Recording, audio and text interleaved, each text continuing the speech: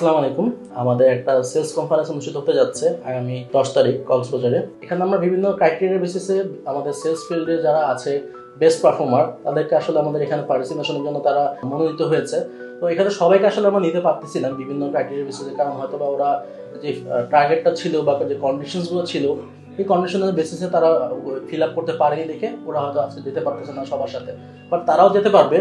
তাদের জন্য সুযোগটা রয়েছে। আমরা আগামী পর্বে ইনশাআল্লাহ আমরা একটা সেলস কনফারেন্স বড় করে আয়োজন করব। ওখানে যদি তারা অবশ্যই পার্টিসিপেট করতে পারে তারাও ইনশাআল্লাহ যেতে পারবে। তো এখন আসেন আমরা আসলে একটু জানি যে আসলে এবার যারা পার্টিসিপেট করতে পারতেছে না, আমাদের সেলসে যারা ভাইরা কাজ করতেছে ওদের আসলে কি অনুভূতিটা কাজ করতেছে। আমরা একটু বাইরে গিয়ে আমাদের সেলসের যে ভাইরা আছে এসোরা তাদের সাথে একটু আমরা কথা বলবো। হ্যালো ভাই, কেমন আছেন? আলহামদুলিল্লাহ। নাম কি আপনার? আমার নাম মোহাম্মদ মামুনুর রশিদ। আচ্ছা, তো অর্ডার কাটতেছেন? কি অর্ডার কাটলেন আজকে? স্যার আমি অর্ডার কাটলাম লেক্সাস 5 টাকা 10 টাকা, আর আমাদের ফোকাস প্রোডাক্ট হ্যাপি এনার্জি। আচ্ছা, আমি বেসিক্যালি আজকে আসছি আপনার সাথে কিছু ব্যাপারে কথা বলার জন্য। তো আমাদের তো একটা সেলস কনফারেন্স হচ্ছে কক্সবাজারে, এটা তো আপনি জানেন। তো এখানে আমাদের বিভিন্ন কিছু ক্রাইটেরিয়া ছিল, যে ক্রাইটেরিয়ার বেসিসে আসলে আমরা সিলেক্ট করছি যে সিলেক্টিভ কিছু সেলস অফিসার আমাদের এখানে পার্টিসিপেট করতে পারবে বা যেতে পারবে পারফরমেন্সের বেসিস করে। তো হয়তোবা কিছু কিছু আমরা অনেকে যেতে পারতেছি না।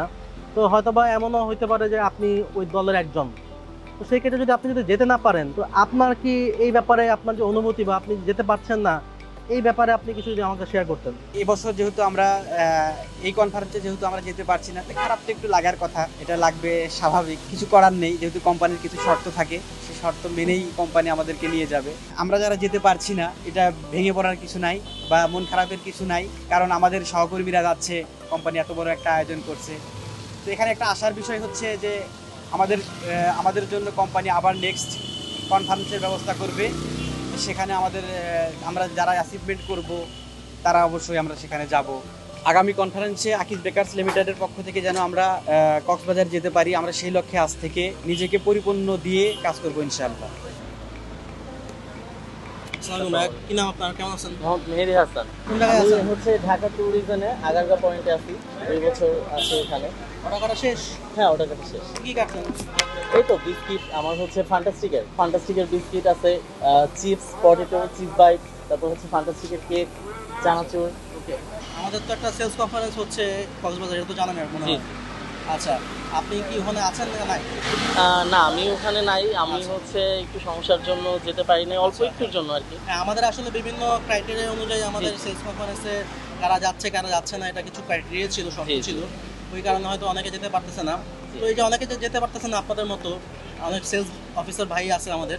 তো এই যে আপনারা যেতে পারতেছেন না, এই ব্যাপারে আপনাদের খারাপ লাগা বা ভালো লাগা বা কি আপনাদের কি কাজ করতে দেবে একটু যদি বলতেন আমাদের।